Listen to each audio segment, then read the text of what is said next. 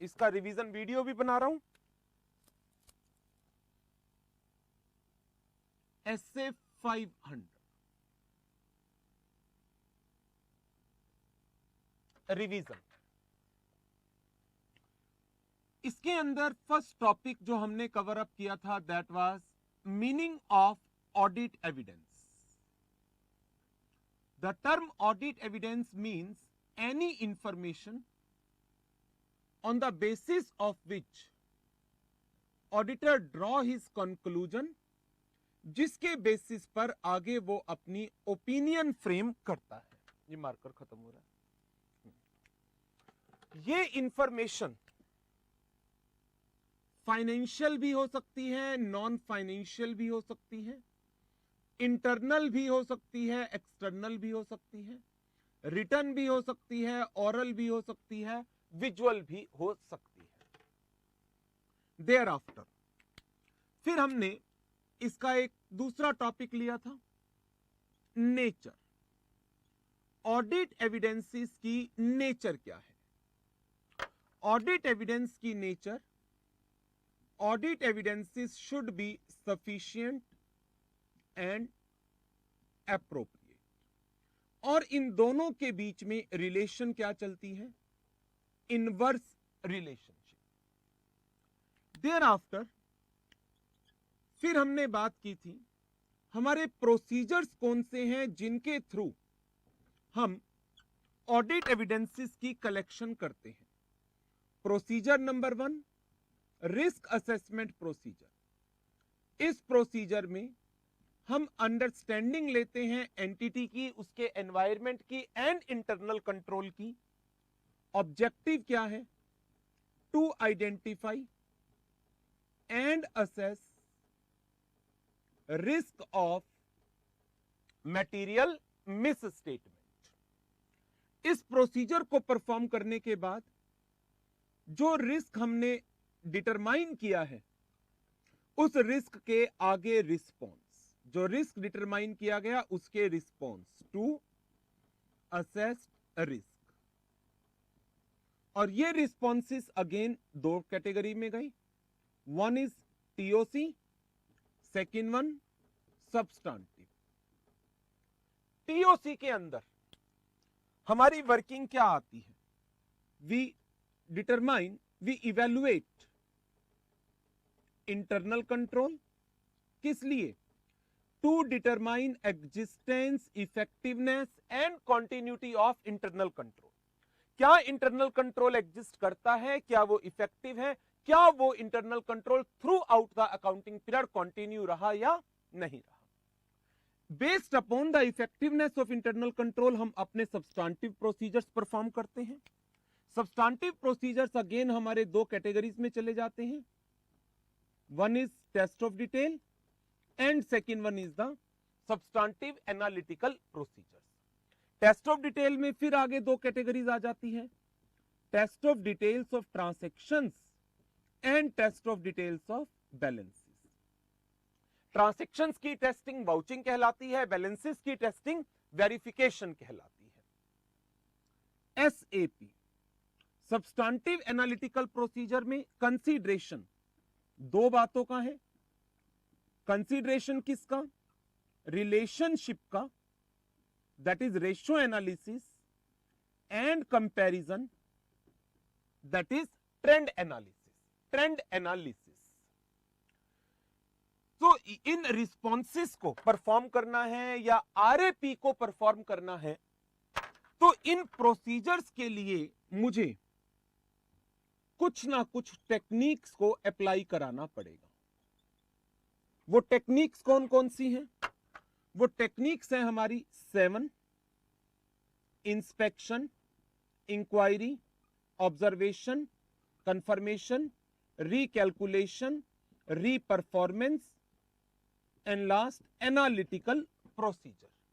Analytical procedure 7 techniques हैं जो इन procedures के साथ यूज्ड होती है। देन फिर इसके अंदर एक टॉपिक हमने रिलायबिलिटी का डिस्कस किया था। ऑडिट एविडेंसेस की रिलायबिलिटी, उसके अंदर 5 प्रिंसिपल्स हैं। जनरली एक्सटर्नल को ज्यादा रिलायबल माना जाता है इंटरनल के कंपैरिजन में, लेकिन इंटरनल रिलायबल हो सकता है यदि इंटरनल कंट्रोल स्ट्रॉन्ग है, इफेक्टिव है। रिटन एविडेंसेस ज्यादा रिलायबल होंगे इन कंपैरिजन टू ओरिजिनल और ओरल। जो एविडेंस डायरेक्टली कलेक्टेड किए गए हैं ऑडिटर के थ्रू वो ज्यादा रिलायबल हैं in comparison to evidences which are collected through the management. और पांचवा एविडेंस, पांचवा principle, that is original evidences are considered more reliable than the photocopies. Faridabad second point ये है जहां पर एक ऑर्गेनाइजेशन के इंटरनल कंट्रोल बहुत अच्छे तरीके से फ्रेम किए गए हैं, दे एग्जिस्ट, मैनेजमेंट की इंटीग्रिटी पर कोई डाउट नहीं है। अंडर दैट सिचुएशन जो डॉक्यूमेंट मैनेजमेंट की तरफ से ओरिजिनेटेड है, they may be considered more reliable, they may be considered more reliable. जब एक मैनेजमेंट वो पूरी इंटीग्रिटी के साथ काम करती है, ऑर्गेनाइजेशन की पॉलिसीज बहुत स्ट्रांग है, और जहां पर अपनी एथिक्स के लिए उस ऑर्गेनाइजेशन को एक रिनॉन्ड माना जाता है कि ये ऑर्गेनाइजेशन अपने एथिक्स से कभी कॉम्प्रोमाइज नहीं करती। सो ऐसी सिचुएशन में internal evidence may be considered more reliable, may be considered more reliable. There after बाद फिर हमने इसका मेन टॉपिक लिया था, एक इंफॉर्मेशन को यदि आप ऑडिट एविडेंस मानना चाहते हैं तो आपके प्रोसीजर्स क्या होंगे। कोई भी इंफॉर्मेशन ऑडिट एविडेंस मानी जाएगी, लेकिन उसके लिए आपको 2 चीजों का ध्यान रखना होगा। नंबर 1, क्या ये information it was produced by the entity itself, जिसमें हमने एग्जांपल लिया था रेंटल इनकम का, रेंटल इनकम का। तो इन सच सिचुएशंस आप इस इंफॉर्मेशन को ऑडिट एविडेंस मान सकते हैं, लेकिन आपके पास इस इंफॉर्मेशन की कंप्लीटनेस, इस इंफॉर्मेशन की एक्यूरेसी, इस इंफॉर्मेशन की प्रिसाइजनेस और इस इंफॉर्मेशन की सफिशिएंट डिटेल अवेलेबल होनी चाहिए। यदि आप किसी भी इंफॉर्मेशन को as a audit evidence treat करना चाहते हैं, the information is being produced by the entity, as an auditor you need to ensure whether that information is complete, that information is accurate, that information is precise, and sufficient details are available with you. But in a situation, if the information is produced by the management using the work of management expert,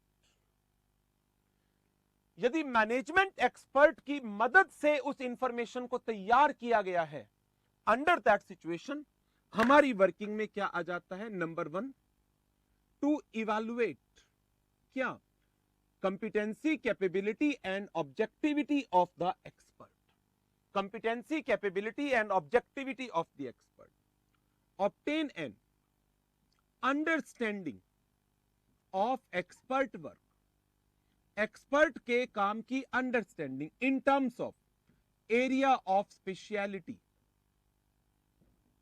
legal requirements, कोई professional standards इसके ऊपर applicable होते हैं क्या, किस तरह के methods ये यूज कर रहे हैं, कौन सी अजम्पशंस ये यूज कर रहे हैं, किस डाटा के ऊपर ये काम कर रहे हैं, इन सारी चीजों की अंडरस्टैंडिंग का होना बहुत जरूरी है।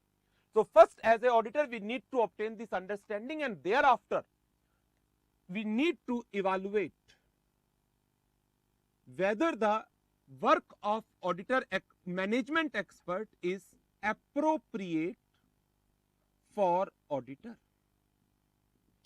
और इसकी appropriateness को आप इन 3 टर्म्स में डिटरमाइन करते हैं, और वो 3 टर्म्स क्या है। नंबर 1, जो फाइंडिंग्स इन्होंने दी हैं, नतीजा इन्होंने दिया है, कंक्लूजन इन्होंने दिया है, क्या वो रेलिवेंट है, रीजनेबल है एंड कंसिस्टेंट है with the other audit evidences.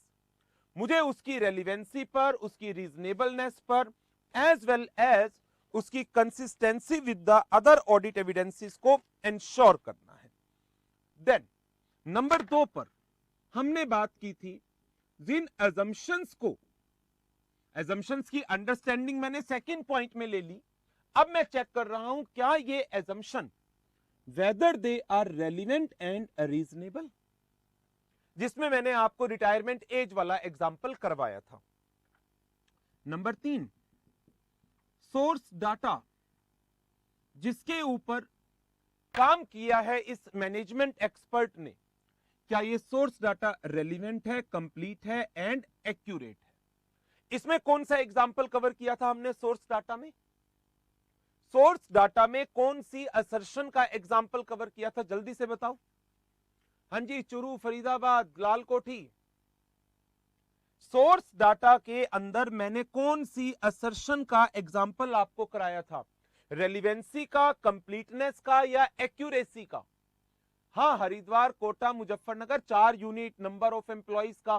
तो आप आइडेंटिफाई तो करो ना, वो असर्शन कौन सी है। क्या उसका डाटा रेलिवेंट नहीं था? क्या उसका डाटा कंप्लीट नहीं था? क्या उसका डाटा एक्यूरेट नहीं था? आपको इस असर्शन में से एक आइडेंटिफाई करने के लिए मैंने कहा है, आप उस असर्शन को मुझे आइडेंटिफाई करके बताओ कि मैं कौन सी असर्शन की बात कर रहा हूं। जी, Haridwar, Ganganagar, park and Girish park, Lal Kothi, बिल्कुल सही। कोटा, लाल कोठी बेटा एक्यूरेट नहीं, उसके पास डाटा आया है 4 में से 3 यूनिट का, वो सही है, एक्यूरेट है। लेकिन चारों यूनिट का नहीं आया, इसका मतलब वो डाटा कंप्लीट नहीं था, वो डाटा कंप्लीट नहीं था। तो ये असर्शंस, आपको ऑडिट की एग्जैक्ट टर्मिनोलॉजी इसका ध्यान रखना पड़ेगा। ये सारी असर्शंस है।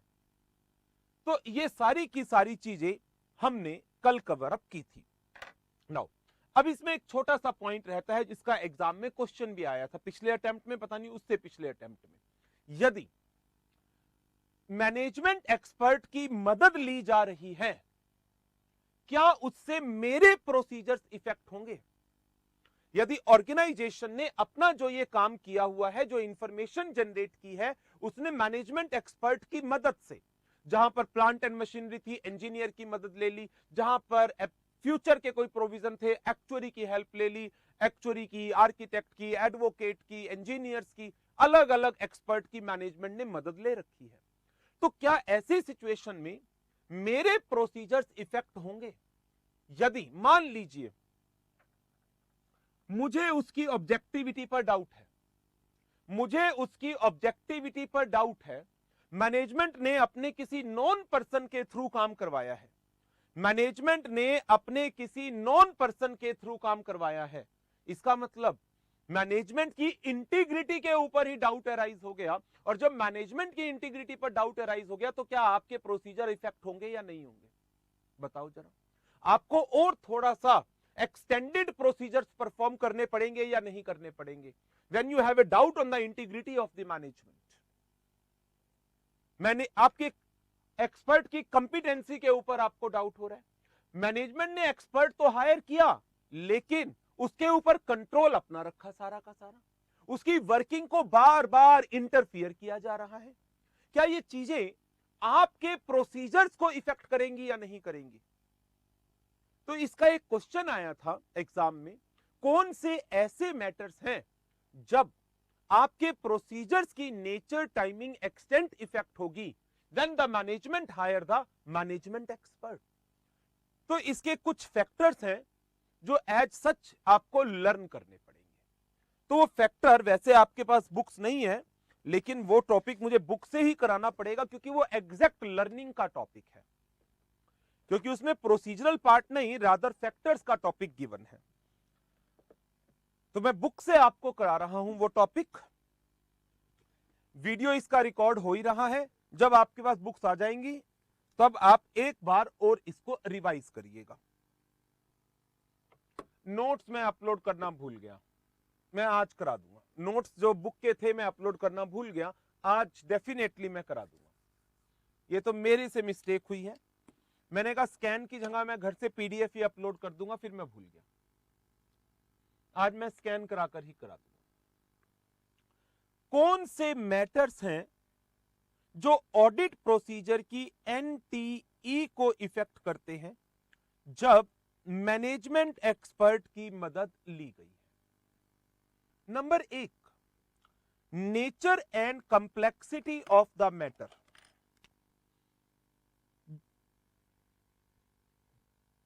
मैटर जितना ज्यादा कंप्लेक्स होगा, मैटर जितना ज्यादा कंप्लेक्स होगा, उतने मेरे प्रोसीजर की एक्सटेंट बढ़ती चली जाएगी। एनटीई स्टैंड्स फॉर, ये तो सबको पता ही होगा, एनटीई का मतलब क्या है? Nature, T stands for timing, E stands for extent. कौन से प्रोसीजर मुझे करने चाहिए, टाइमिंग क्या है, एक्सटेंट क्या है। अब मान लीजिए मैं इसमें आपको एक एग्जांपल देता हूं, आप मुझे उसमें अपने प्रोसीजर की नेचर सोचकर बताइएगा। Let's take an example.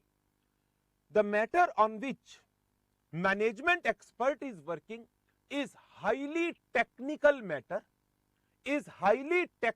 Matter, and साथ साथ मैं आपको इसमें और एक चीज बताता हूं, मैनेजमेंट एक्सपर्ट के काम पर मैनेजमेंट का इंफ्लुएंस भी बहुत ज्यादा है।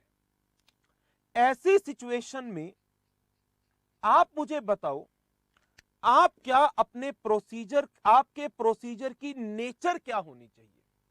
आप कोई सिंपल सा प्रोसीजर लगा लो, आपकी समझ से बाहर है कैसे उस एक्सपर्ट ने काम किया है। A highly complex matter, management के इन्फ्लुएंस में आकर के एक्सपर्ट काम कर रहा है पूरी तरह से, और उस पर्टिकुलर मैटर पर मेरी नॉलेज कुछ भी नहीं है।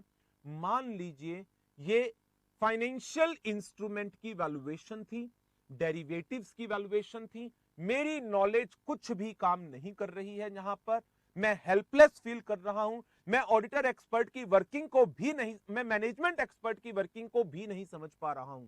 बताएं मेरे प्रोसीजर की नेचर क्या होगी। नेचर बताओ पहले लाल कोठी। हरिद्वार आपका आंसर बेटा बिल्कुल सही है, बिल्कुल सही है। गिरीश पार्क आपका आंसर भी बिल्कुल सही है। ऐसी सिचुएशन में मेरा प्रोसीजर क्या होगा। रांची बिल्कुल सही, रांची, गिरीश पार्क, हरिद्वार, तीन के आंसर बिल्कुल सही आए हैं। ऐसी सिचुएशन में राइट हापुड़, हमें अपना एक्सपर्ट हायर करना चाहिए। मैं नेचर की बात कर रहा था आगरा, ऐसी सिचुएशन में हमें अपना एक्सपर्ट हायर कर लेना चाहिए, अपना एक्सपर्ट। लेकिन अब देखो जरा, यदि मैटर रिलेटिवली बहुत सिंपल है, मैटर रिलेटिवली बहुत सिंपल है, देन मेरा ऑडिट प्रोसीजर क्या ऑडिटर एक्सपर्ट को हायर करने का होगा, या मेरा audit procedure simple management expert की अंडरस्टैंडिंग ले लो, पास्ट से कंपैरिजन कर लो, पास्ट में क्या किया था, करंट में क्या किया है, ऐसा होगा। जी बिल्कुल राइट चलो, मैं मैनेजमेंट एक्सपर्ट पर रिलाई कर सकता हूं और मैं कुछ सिंपल से प्रोसीजर फॉलो कर सकता हूं, मुझे ऑडिटर एक्सपर्ट पर जाने की जरूरत नहीं पड़ेगी। Number 2, risk of material misstatement in the matter. जितना ज्यादा रिस्क होगा, क्या उतना ज्यादा आपके प्रोसीजर की एक्सटेंट होगी या नहीं होगी। अब मैं नेचर की जगह एक्सटेंट की बात कर रहा हूं। यदि जिस इंफॉर्मेशन को मैनेजमेंट एक्सपर्ट के थ्रू जनरेट कराया गया है, that matter is a very risky matter, उसके ऊपर आपके प्रोसीजर की एक्सटेंट ज्यादा होगी या कम होगी। आपके प्रोसीजर की एक्सटेंट, अब मैंने नेचर की जगह एक्सटेंट पर बात की, definitely on the higher side. Availability of alternative sources of audit evidences, क्या ऑल्टरनेट सोर्स अवेलेबल है। यदि ऑल्टरनेट सोर्स अवेलेबल है तो मैं कंसिस्टेंसी चेक कर लूंगा कि मैनेजमेंट एक्सपर्ट ने क्या इंफॉर्मेशन दी है और दूसरे ऑडिट एविडेंसेस से क्या इंफॉर्मेशन आ रही है, क्या वो कंसिस्टेंट है आपस में। तो मेरे प्रोसीजर का नेचर इफेक्ट हो रहा है। Nature, scope, objectives of management expert work, management expert का काम, उसको क्या काम दिया गया था, किस एक्सटेंट तक, किस ऑब्जेक्टिव के साथ। मैनेजमेंट एक्सपर्ट कंपनी का एम्प्लॉय है या एक आउटसाइड ऑर्गेनाइजेशन है। क्या मैनेजमेंट उसके काम पर अपना कंट्रोल या इंफ्लुएंस एक्सरसाइज करती है? बताएं जरा। यदि एक्सपर्ट पूरी तरह से इंडिपेंडेंट है, उसकी मार्केट स्टैंडिंग ऐसी है कि वो अपनी इंटीग्रिटी, ऑनेस्टी, इंडिपेंडेंस के लिए मार्केट में बहुत अच्छी गुडविल एंजॉय करता है, तो यदि कंपनी ने ऐसे एक्सपर्ट को हायर कर रखा है जो एक आउटसाइडर है, मैनेजमेंट के इन्फ्लुएंस में काम नहीं करता है, देन मेरा प्रोसीजर सिंपली क्या हो सकता है? Rely on the work of that expert. Rely on the work of that expert, simple. Number 4, whether the management expert is subject to technical performance standards or other professional or industry requirement। जैसे यदि हम audit करते हैं, क्या हम 100% checking करते हैं या हमारे स्टैंडर्ड हमें कहते हैं डू सैंपलिंग? हमारे स्टैंडर्ड्स हमें क्या कहते हैं? 100% चेकिंग करिए, एब्सोल्यूट एश्योरेंस लीजिए, या रीजनेबल चेकिंग करके रीजनेबल एश्योरेंस ले लो। रीजनेबल चेकिंग करके रीजनेबल एश्योरेंस ले लो, सैंपलिंग कर लो। तो यदि कोई पर्सन एक कंपनी में इन्वेस्ट करना चाह रहा है और वो देखना चाहता है कि क्या कंपनी की फाइनेंशियल्स पूरी तरह से ठीक है या नहीं, क्या वो इसके लिए ऑडिट रिपोर्ट पर रिलाई कर ले?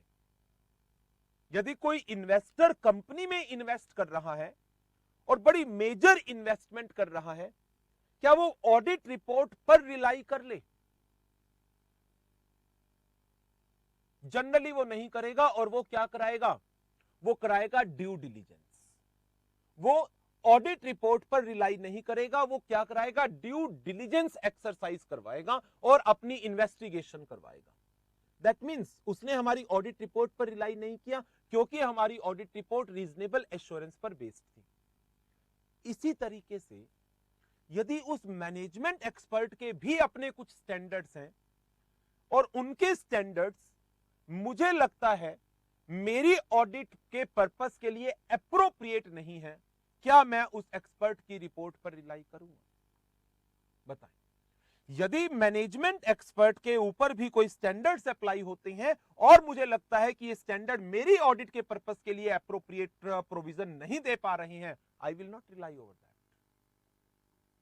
कंट्रोल जो ऑर्गेनाइजेशन मैनेजमेंट एक्सपर्ट पर कर रही है, जी सर हम अपना एक्सपर्ट हायर कर सकते हैं। Auditors knowledge and experience of management expert field of expertise, हमारी अपनी नॉलेज। मान लीजिए मैनेजमेंट एक्सपर्ट कौन है? ये एक पर्सन एडवोकेट है जिसके थ्रू टैक्स का एक प्रोविजन बनाया गया है उस मैटर का जो सुप्रीम कोर्ट में पेंडिंग था। मैनेजमेंट एक्सपर्ट की एक्सपर्टीज थी जीएसटी के अंदर, कोर्ट के अंदर सुप्रीम कोर्ट में कोई मैटर डिस्प्यूट में चला गया है और वहां पर एडवोकेट के कहने पर कंपनी ने 150 करोड़ रुपए का प्रोविजन बना रखा है। क्या इस चीज पर मेरी नॉलेज भी काम कर जाएगी या नहीं कर जाएगी? चार्टर्ड अकाउंटेंट की टैक्स की नॉलेज तो होती है ना चार्टर्ड अकाउंटेंट्स को। वो बात अलग है कि वो सुप्रीम कोर्ट में, हाई कोर्ट के अंदर प्रैक्टिस नहीं कर सकते, लेकिन they are aware of taxation aspect. तो यहां पर मुझे किसी ऑडिटर एक्सपर्ट की जरूरत नहीं पड़ेगी, यहां पर मैं उसी रिपोर्ट की अंडरस्टैंडिंग खुद ले सकता हूं। मेरे प्रोसीजर कंपैरेटिवली रिलैक्स्ड होंगे। मेरा अपना पास्ट का एक्सपीरियंस विद दैट एक्सपर्ट, यदि पास्ट में मैंने उस एक्सपर्ट के साथ कभी काम किया हुआ है, तो ये एक क्वेश्चन डायरेक्ट थ्योरी का मैं बताता हूं कौन से एग्जाम में आया हुआ है। May 18 के एग्जाम में आया हुआ है 5 नंबर का ओल्ड सिलेबस के अंदर। Question number 68, gap limited possess some investment for which there is no ready market and to assess its fair market value it hire an expert, the result of which it can use in preparing its financial statement. Being an auditor of the company वो matter बताइए जो affect करते हैं nature, timing and extent of audit procedure to be adopted by you in the instant case. तो ये वो matters हैं जो आपको इस आंसर में देने थे। ऑडिटर एक्सपर्ट की फीस कौन देगा? वो इनके आपसी समझौते के ऊपर है, based upon the terms. May be auditor bear करे यदि ऑडिट फीस में इंक्लूड है, और हो सकता है मैनेजमेंट बियर करे। एक्सपर्ट का किसी लॉ के अंडर मेंबरशिप चेक होगा या नहीं होगा? इसी लॉ के अंदर हो जाएगा, इसी स्टैंडर्ड में है। देखो कि जब आप कंपिटेंसी, कैपेबिलिटी, ऑब्जेक्टिविटी को चेक करते हैं गिरीश पार, तो आप उसकी क्वालिफिकेशन की नॉलेज भी लेते हैं, उसकी मेंबरशिप की नॉलेज भी लेते हैं, उसका लाइसेंस टू प्रैक्टिस, ये कल डिस्कस किया था ना हमने कि कंपिटेंसी, कैपेबिलिटी एंड ऑब्जेक्टिविटी कैसे डिटरमाइन की जाती है। If auditor gets knowledge of incompetent expert from others, मत रिलाई करिए, आप अपना एक्सपर्ट हायर कर लीजिए रांची। ठीक है, अच्छा क्वेश्चन मैं अभी रहने दूं, क्वेश्चन की डिस्कशन में अभी रहने दूं। जिस दिन आपके पास बुक आ जाएंगी तो 5-6 दिन के बाद इकट्ठे 500 वाली सीरीज के क्वेश्चन इकट्ठे ले लेंगे। ठीक है, 500 वाली सीरीज के क्वेश्चन इकट्ठे ले लेंगे और वो मिक्स होकर के लेंगे ताकि आप प्रोविजंस को भी अंडरस्टैंड कर सके, जंबल फॉर्म के अंदर लेंगे। ठीक है, तो क्वेश्चंस अभी डिस्कस नहीं करते, अभी कंसेप्ट के ऊपर काम करते हैं 4-5 दिन, तब तक आप लोगों के पास बुक्स आ जाएंगी। So this is all about SA 500 और इसका रिवीजन वीडियो भी मैंने बना दिया है।